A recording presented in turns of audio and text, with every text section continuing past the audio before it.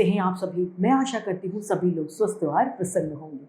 आज हम हमारा पाठ काल और वाच्य को पढ़ेंगे और समझेंगे। तो आइए शुरू करते हैं इस पाठ को। ये है पाठ 12 काल और वाच्य। पहले बिंदु हमारा आएगा काल। काल का शाब्दिक अर्थ समय से लिया जाता है। किससे? समय से। काल का अर्थ होता है समय। तो किसी समय में कौन सी घटना घटित होती है, किसी घटना के घटित होने का समय हमें काल के द्वारा पता चलता है। कोई घटना कब हो चुकी थी या हो रही है या आने वाले समय में होगी, इसका ज्ञान हमें काल से होता है। काल का अर्थ होता है समय। संसार में कोई भी ऐसा काम नहीं जिसका कोई समय न हो, अतः प्रत्येक क्रिया की रूप से उसके काल का पता चलता है या ज्ञान होता है। इन चित्रों को यहाँ पर देखते हैं, उन्हें पढ़ते और समझते हैं। बच्चा खेल रहा है, नानी कल दिल्ली गई थी, मैं कल अजमेर जाऊंगा। मतलब ये क्रिया इस वाक्य से पता चल रहा है खेल रहा है यानी कार्य अभी भी चल रहा है। नानी कल दिल्ली गई थी यानी बीते हुए समय में काम पूरा हो चुका है। मैं कल अजमेर जाऊंगा अर्थात आने वाले समय में इस काम के होने का पता चल रहा है। अतः ये कहा जा सकता है कि क्रिया के जिस रूप से काम के करने या होने का बोध होता है उसे काल कहते हैं। काल के 3 भेद होते हैं। काल को 3 भागों में विभाजित किया है: भूतकाल, वर्तमान काल तथा भविष्य काल। पहले हम पढ़ेंगे हमारा भूतकाल। भूतकाल वह समय होता है जिसमें बीते हुए समय में किसी कार्य के होने का पता चलता है, यानी वो कार्य पूरा हो चुका है बीते हुए समय में, वह भूतकाल कहलाता है। भूतकाल का अर्थ है बीता हुआ। क्रिया के जिस रूप से कार्य के बीते हुए समय के होने का बोध होता है उसे भूतकाल कहा जाता है। जैसे कि कल तेज वर्षा हुई थी, यानी बीते हुए समय का हमें पता चल रहा है। मीरा ने खाना बनाया था, यानी खाना बीते हुए समय में बनाया है। भूतकाल के 6 भेद होते हैं। पहला सामान्य भूतकाल, आसन्न भूतकाल, पूर्ण भूतकाल, अपूर्ण भूतकाल, संदिग्ध भूतकाल तथा हेतु मध्य भूतकाल। सामान्य भूतकाल क्रिया के जिस रूप से कार्य के बीते हुए समय में सामान्य रूप से पूरा होने का पता चलता है उसे सामान्य भूतकाल कहते हैं। जैसे कि नैना ने पत्र लिखा, सूरज ने पान खाया, इसका उदाहरण है। दूसरा आता है आसन्न भूतकाल। क्रिया के जिस रूप से कार्य का कुछ समय पहले ही समाप्त होने का बोध होता है उसे आसन्न भूतकाल कहते हैं। जैसे कि मैंने पानी पिया है, इसका उदाहरण है। राजू अभी दफ्तर से आया है। क्रिया के जिस रूप से कार्य के बहुत समय पहले समाप्त होने का पता चलता है उसे पूर्ण भूतकाल कहा जाता है। जैसे कि शेर ने खरगोश को मारा था, कल चाचा जी आए थे, इसका उदाहरण है। अपूर्ण भूतकाल क्रिया के जिस रूप से कार्य के भूतकाल में शुरू होने और समाप्त न होने का बोध होता है उसे अपूर्ण भूतकाल कहा जाता है। कार्य शुरू हुआ लेकिन अभी तक समाप्त नहीं हुआ, वह अपूर्ण भूतकाल कहलाता है। शुभम बाजार जा रहा था और वर्षा हो रही थी, इसके उदाहरण है। जो है संदिग्ध भूतकाल। क्रिया के जिस रूप से क्रियाओं के करने या होने में संदेह यानी शक का भाव उत्पन्न होता है वह संदिग्ध भूतकाल कहलाता है। गायक ने गाना गाया होगा, रमेश जयपुर पहुंच गया होगा, यानी यहाँ पर संशय झलकता है। जो है हेतु मध्य भूतकाल। क्रिया के जिस रूप से वाक्यों में एक क्रिया के होने या न होने पर दूसरी क्रिया का होना या न होना निर्भर करता है उसे हेतु मध्य भूतकाल कहते हैं। जैसे यदि तुम पढ़ोगे तो उत्तीर्ण होगे, तुम पढ़ोगे तो पास हो जाओगे। यदि पुलिस आ जाती तो चोर पकड़ा जाता, इसका उदाहरण है। दूसरा है वर्तमान काल। क्रिया के जिस रूप से कार्य के वर्तमान समय में होने का पता चलता है उसे वर्तमान काल कहा जाता है, यानी जो अभी चल रहा है वो क्या है? वर्तमान काल।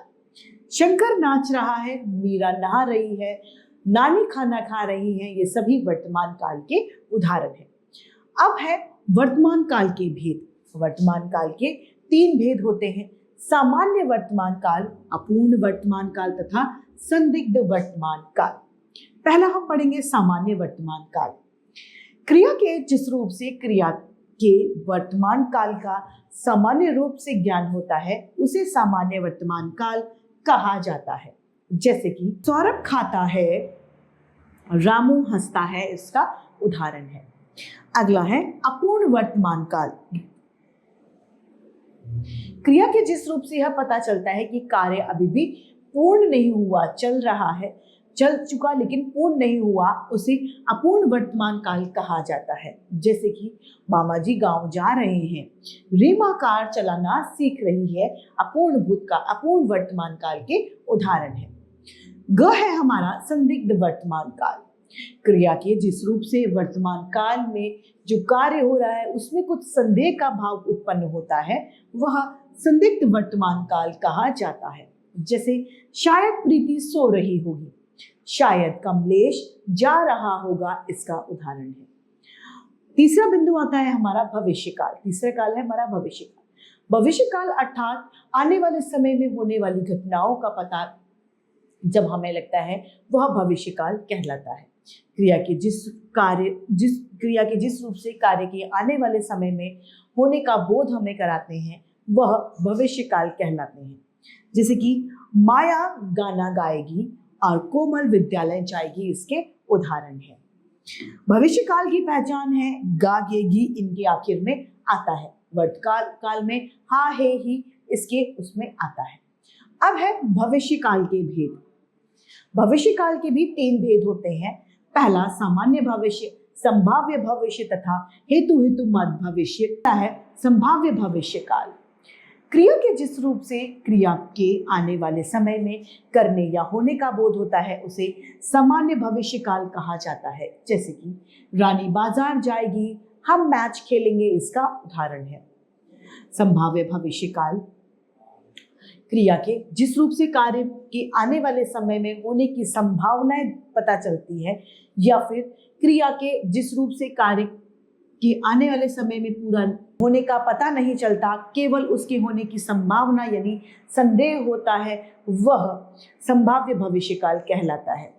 उदाहरण के लिए शायद वह कल जाएगा, वह कल नहीं आएगी, इसका उदाहरण है। शायद वह कल नहीं आएगी। ग है हेतु मत भविष्य काल। क्रिया के जिस रूप से किसी विशेष परिस्थिति के कारण होने पर आने वाले समय में कार्य होता है उसे हेतु मत भविष्य काल कहा जाता है। जैसे कि फल खाओगे तो स्वस्थ रहोगे, वहां जाओगे तो वह मिलेगा, इसका उदाहरण है। अगला बिंदु हमारा आता है वाक्य। क्रिया के जिस रूप से यह पता चले कि वाक्य में कर्ता, कर्म या भाव किसकी प्रमुखता है या फिर किसकी प्रधानता है उसे वाच्य कहा जाता है। यानी वाच्य का मुख्य कार्य है कर्ता, कर्म या भाव की प्रधानता को बताना। विजय पुस्तक खरीदता है, नौकर चाय लाएंगे, बच्चों से सोया नहीं जाता, अंधेरे में कैसे खेला जाएगा। यहाँ पर जो वाक्य दिए गए हैं उसमें कर्ता क्या है, विजय की प्रधानता है। इसी से दूसरे में क्रिया लगाकर क्रिया लाएगा की प्रधानता है और तीसरे और चौथे वाक्य में भाव सोया नहीं जाता और खेला नहीं जाएगा की प्रधानता है। वाक्यों में क्रिया के ये भिन्न रूप ही वाच्य कहलाते हैं। क्रिया के जिस रूप से यह पता चले कि क्रिया का मुख्य विषय कर्ता है, कर्म है या फिर भाव है उसे वाच्य कहा जाता है। वाच्य के भेद। वाच्य के 3 भेद होते हैं, कृतवाच्य, कर्मवाच्य तथा भाववाच्य। जिस वाक्य की क्रिया का संबंध कर्ता से होता है उसे क्रिया कर्ता के लिंग, वचन और पुरुष के अनुसार बदलती है, वहां कृतवाच्य होता है।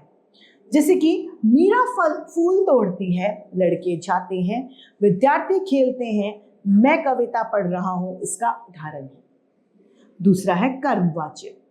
जिस वाक्य में कर्म प्रधान हो और क्रिया का लिंग, वचन उसी के अनुसार बदले, वहां कर्मवाच्य होता है। जैसे कि दादी से कहानी सुनी गई, मेरी सहायता से आपने हॉकी का मैच खेला, दादी जी से कहानी सुनी गई, प्रीति के द्वारा लेख लिखा गया है, आपका काम पारस के द्वारा नहीं हो सकता। अगला है भाववाच्य। जिस वाक्य में न तो कर्ता की प्रधानता होती है और न ही कर्म की, लेकिन जहां क्रिया का भाव प्रधान होता है उसे ही भाववाची कहा जाता है। जैसे कि मुझसे तैरा नहीं जाता, मीरा से हंसा नहीं जाता, रात से नहाया नहीं जाता और सीता से चला नहीं जाता। ये भाववाची के उदाहरण हैं। यहाँ ये जानने वाली बात है कि कृतवाची बनाते समय से या फिर के द्वारा का प्रयोग किया जाता है। दूसरा है कर्मवाच्य में क्रिया हमेशा अन्य पुरुष, पुल्लिंग और एकवचन में ही होती है। तीसरा है भाववाचक में क्रियापद क्रिया सदा अन्य पुरुष, पुल्लिंग और एकवचन में होती है।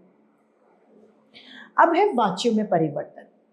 कर्मवाच्य से कृतवाच्य से कर्मवाच्य में परिवर्तन। वाच्य परिवर्तन में हमें ध्यान में रखना चाहिए कि उनके अर्थ में बदलाव नहीं आना चाहिए।